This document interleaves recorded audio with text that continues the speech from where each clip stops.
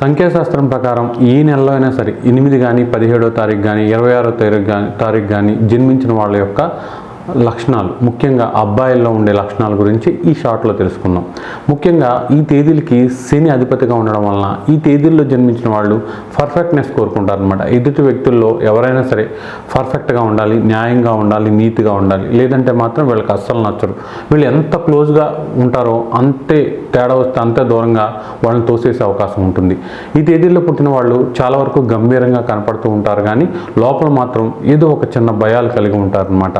ఈ తేదీల్లో పుట్టిన వాళ్ళు భార్య మాట విన్నట్టుగా కనిపిస్తారు, కానీ అస్సలు ఎట్టి పరిస్థితుల్లోనూ వాళ్ళ మాట వినే అవకాశం ఉండదు. వాళ్ళ ముందు మాత్రం అంటారు, తర్వాత వాళ్ళకి నచ్చిందే చేసుకుంటూ వెళ్ళిపోతారు.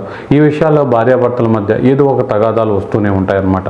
ఇక వీళ్ళు హానెస్ట్గా ఉండడం, ఎవరి మాటలకి కూడా తొందరగా లొంగకపోవడం, తనకు నచ్చినట్టుగానే వెళ్ళడం అనేది జీవితంలో ఎగుడు దిగుడు పరిస్థితులకు కారణమవుతూ ఉంటుంది. కొంతవరకు వీళ్ళు పరిస్థితులకు తగ్గట్టుగా మారితే మాత్రం లైఫ్ చక్కగా ఉంటుంది.